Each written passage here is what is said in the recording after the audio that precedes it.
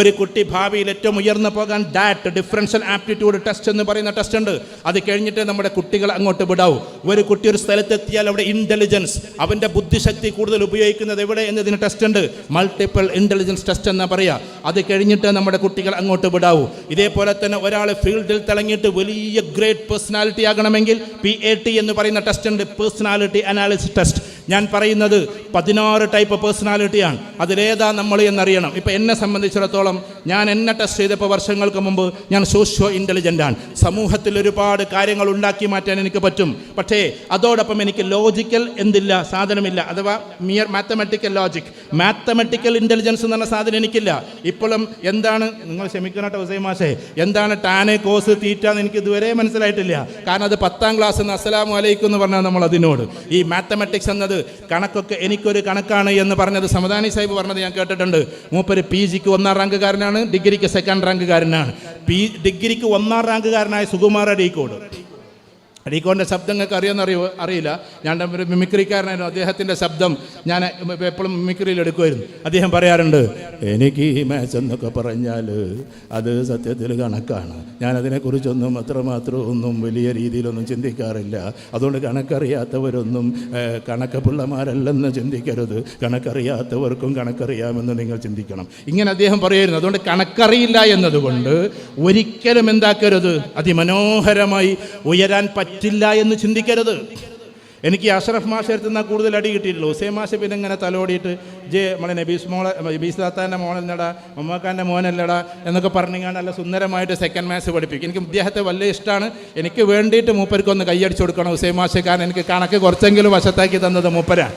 പക്ഷേ അഷ്റഫ് മാഷ് പാവം, ഞാൻ ഇന്നെ സ്പെഷ്യലായിട്ട് അടിക്കും, ഭയങ്കരമായിട്ട് അടിക്കും. എന്നിട്ട് പറയും എൻ്റെ അമ്മായിൻ്റെ കുട്ടിയാണ്, നല്ലോണം അടിക്കുമെന്ന്. എന്നിട്ട് എല്ലാവരെക്കാളും കൂടുതൽ അടി എനിക്ക്. അതോടുകൂടി അസ്സലാമു അലൈക്കും എന്ന് പറഞ്ഞാൽ പോകുന്നതാണ്. പിന്നെ കണക്കിനോട് പാവാണ് കേട്ടോ. ഞാൻ എന്നെ സ്നേഹിച്ച് ഞാൻ വളരാൻ വേണ്ടിയിട്ട് അടിച്ചതായിരിക്കും.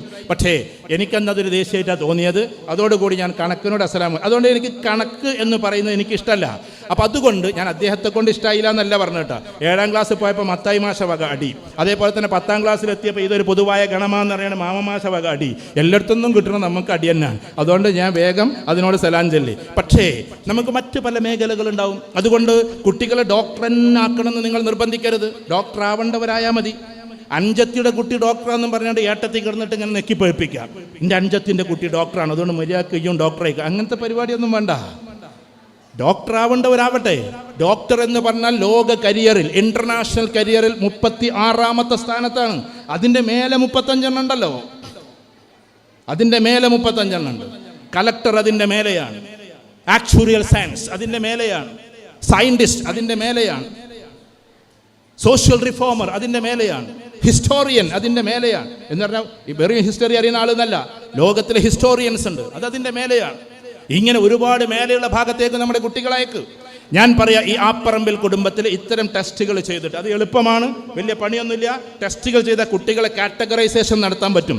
ഇതിൽ ഭാവിയിൽ ഇവിടെ ആദരിക്കുമ്പോൾ ഇന്നിവിടെ ആപ്പറമ്പിലെ കുട്ടി ഇതവിടെ മുഹമ്മദ് ഹാസിം നിഹാൽ, മാഷാ അല്ലാഹ് കുട്ടിയായിരിക്കും ഞാൻ വിചാരിക്കുന്നില്ലേ മോനെ, ഒന്ന് എഴുന്നേറ്റ് നിന്നാട്ടെ. യോഗ്യത എല്ലാവരും കണ്ടായിരിക്കും, കുട്ടിക്ക് ഒന്ന് കൈയടിച്ചു കൊടുത്താട്ടെ. ഈ കൂട്ടത്തിൽ നമ്മുടെ ഹാഫിൽ അല്ലേ, ഹാഫിൽ എന്ന് ഇവിടെ എഴുതിയിട്ടുണ്ട്. ഭാവിയിൽ നമ്മൾ ആദരിക്കുമ്പോൾ ഞാൻ ഓർത്തു പോവാണ്, നിങ്ങൾ രാഷ്ട്രീയം മറന്നിട്ട് ഒരാളെ കേൾക്കണം.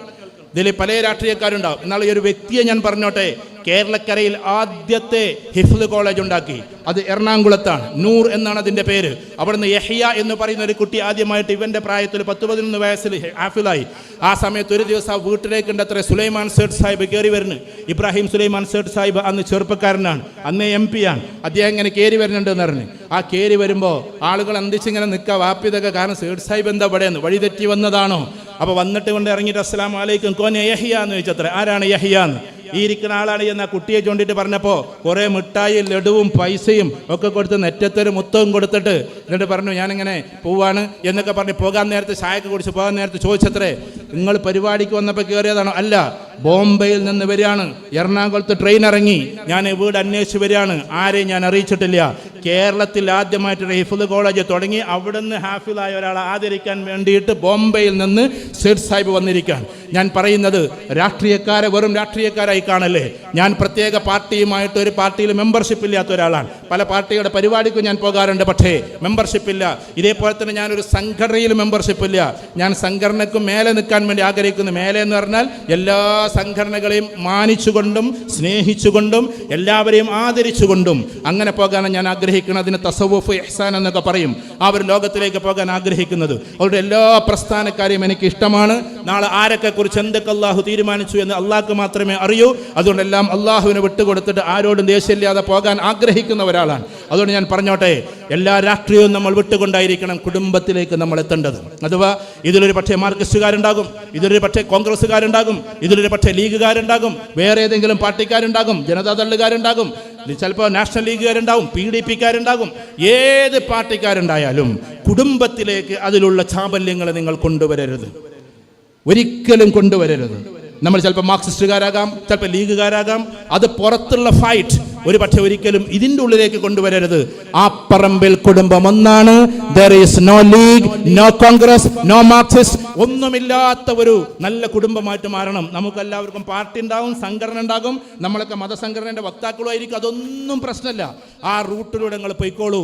പക്ഷേ ഒരിക്കലും നിങ്ങൾ പരസ്പരം തർക്കിക്കുന്ന രാഷ്ട്രീയം ഇതിൻ്റെ ഉള്ളിലേക്ക് കൊണ്ടുവന്നിട്ട് പരസ്പരം വിഘടിക്കുന്നൊരവസ്ഥയിലേക്ക് ആകരുത്. ഇവിടെ ഒരിക്കലും നമ്മളൊരു ലീഗുകാരനുമല്ല, നമ്മൾ മാർക്സിസ്റ്റുകാരനുമല്ല, ഒക്കെ അല്ല. അതൊക്കെ പുറത്താണ് നമ്മുടെ പാർട്ടി. നല്ല രീതിയിൽ ഏത് പാർട്ടിയാണ് മുന്നോട്ട് പോയിക്കോളൂ. പക്ഷേ ഒരിക്കലും നമ്മുടെ കുടുംബത്തിലേക്ക് അതിനെ കൊണ്ടുവരരുത്. അതുകൊണ്ട് നമ്മുടെ മക്കളുടെ ഉയർച്ചയ്ക്ക് വേണ്ടിയിട്ട് അതിമനോഹരമായി വിദ്യാഭ്യാസത്തിൻ്റെ ടെസ്റ്റുകൾ നടത്തി നമുക്ക് മുന്നോട്ട് കൊണ്ടുപോകാൻ പറ്റണം. ഞാൻ ഹാഫിളിനെ ചൂണ്ടിയത് ഹാഫിളീങ്ങളായി ഇനിയും ഈ അപ്പറമ്പിൽ കുടുംബത്തിലെ മക്കൾ ഉണ്ടാകണം. അതുകൊണ്ട് ചെറിയൊരു നിയ്യത്ത് ഞാൻ നിങ്ങളെ കൊണ്ട് വെപ്പിക്കുകയാണ്. നമുക്ക് ചിലപ്പോൾ ചെറിയ മക്കളൊക്കെ ഉണ്ടാവും. നമ്മളെല്ലാ മക്കൾ വലുതായിട്ടുണ്ടെങ്കിൽ ചെറിയ മക്കളുണ്ടാവും. അവരെ ഒരാളെങ്കിലും ഒന്ന് ഹാഫിളാക്കാൻ ആഗ്രഹമുണ്ട് എന്നുള്ളവരൊന്ന് കൈപൊക്കിക്കട്ടെ. ആഗ്രഹമുള്ളവർ അത് മാത്രം ഒന്ന് കൈപ്പൊക്കിക്കോളിൻ. നിങ്ങൾ ആക്കണം നിർബന്ധമൊന്നുമില്ല, പഠിച്ചവൻ്റെ അടുത്തുള്ള വാഗ്ദമൊന്നുമല്ല. ആഗ്രഹം ഉണ്ടോയെന്നാണ് ചോദിക്കണത്. ആഗ്രഹമുള്ളവരൊന്ന് എഴുന്നേറ്റുന്നാട്ടെ. എൻ്റെ മക്കളിൽ ഒരാളെയെങ്കിലും ഹാഫിളാക്കുമെന്ന് ആഗ്രഹമുള്ളവരൊന്ന് എഴുന്നേറ്റാട്ടെ, ഒന്ന് കാണട്ടെ. നിർബന്ധിച്ചാക്കണ്ട കേട്ടോ. അവരുടെ ഇഷ്ടങ്ങളൊക്കെ നോക്കിയിട്ട് ആണ്ട് എഴുന്നേറ്റോ, കുഴപ്പമൊന്നുമില്ലാന്ന് എഴുന്നേറ്റോളിൻ, അതൊരു കുഴപ്പമൊന്നുമല്ല. ഇൻഷാ അല്ലാഹ് എൻ്റെ മക്കളിൽ ഒരാളെയെങ്കിലും വിശുദ്ധ ഖുർആൻ മനഃപ്പാഠമാക്കിയ ആളാക്കുമെന്ന് ഇത്രയും ആൾക്കാർ തീരുമാനിച്ചിരിക്കുകയാണ്. ഇവിടെ കയ്യൊട്ടണമെന്ന് ശരിയല്ലെങ്കിൽ എല്ലാവരും ഒന്ന് കൈയടിച്ചു കൊടുത്താട്ടെ. ഭാവിയിൽ ഇവിടെ മക്കൾ ആരെങ്കിലും ഒരാൾ ഹാഫിളായാൽ അള്ളാഹുവിൻ്റെ റസൂൽ സ്വല്ലല്ലാഹു അലൈഹി വസല്ലം ഹദീസ് ഉണ്ട്. എന്തെന്ന് വെച്ചാൽ നിങ്ങളൊരു നന്മയെക്കുറിച്ച് അറിയിച്ചു കൊടുത്താൽ അത് ചെയ്തവനെ പോലെയാണ് എന്ന്. അഥവാ എൻ്റെ സംസാരം കേട്ടിട്ട് ആരെങ്കിലും ഒരു ഹാഫിളായാൽ, ഞാൻ ഹാഫിൾ അല്ലെങ്കിൽ പോലും അള്ളാഹു നമുക്കതിൻ്റെ പ്രതിഫലം നൽകുമെന്നാണ് റസൂലുള്ളാഹി സ്വല്ലല്ലാഹു അലൈഹി വസല്ലം നമ്മളെ അറിയിച്ചിട്ടുള്ളത്. രണ്ടാമത്തത്, ഇനി നമ്മുടെ കുട്ടികൾ അങ്ങനെ ഹാഫിൾ ആകുന്നില്ല, പക്ഷേ അടിപൊളിയായിട്ട് നല്ല ദീനീ സ്ഥാപനത്തിലൊക്കെ ചേർത്ത് ഇന്റർനാഷണൽ ലെവലിലേക്ക് ഖത്തർ യൂണിവേഴ്സിറ്റിയിലോ ഷാർജ യൂണിവേഴ്സിറ്റിയിലോ മദീന യൂണിവേഴ്സിറ്റിയിലോ അല്ലെങ്കിൽ നിങ്ങൾക്ക് ഇഷ്ടമുള്ള ഏതെങ്കിലുമൊക്കെ യൂണിവേഴ്സിറ്റിയിലൊക്കെ അയച്ച് പ്രൗഢമായ പണ്ഡിതന്മാരാക്കണമെന്ന് ആഗ്രഹിക്കുന്നവർ എഴുന്നേറ്റിക്കൊന്നുകൊണ്ട് വെറുതെ ഒന്ന് കൈയർത്തിയാട്ടെ. ആരൊക്കെ ആവുന്നു കുട്ടികൾക്കും കൈപ്പൊക്കട്ടെ. ഞങ്ങൾ ആകുന്നുള്ളവർക്കൊന്ന് വേണമെങ്കിൽ കൈപ്പൊക്കാം. അതിമനോഹരമായി ഇൻഷാ അല്ലാഹ് ദീനിന് വേണ്ടിയിട്ട് നല്ല ഉഷാറായിട്ട് പെരുമാറും. ഇതൊക്കെ പറയുമ്പോൾ നിങ്ങൾക്ക് തോന്നും ഞങ്ങളെ കുട്ടികളെ മൊയിലിയറാക്കണോ ആക്കണ്ടേ. അതല്ല, ഞാൻ ആ യൂണിവേഴ്സിറ്റി പറയാൻ കാരണം എന്താണെന്ന് പറയുക. ഖത്തർ യൂണിവേഴ്സിറ്റിയിലെ കുട്ടികളെ കാണാൻ ഞാൻ പോകാറുണ്ട്. ഇതിൽ 2 കുട്ടികളുണ്ട്, പെൺകുട്ടികളാണ്. എന്നെ ഇടക്കിടക്കൊക്കെ ചാറ്റ് ചെയ്യുന്ന, എന്നെ വിളിക്കുന്ന കുട്ടികളുണ്ട്. അവർ 2 പേരും നമ്മൾ പറഞ്ഞിട്ട് ഖത്തർ യൂണിവേഴ്സിറ്റിയിൽ പഠിച്ചവരാണ്.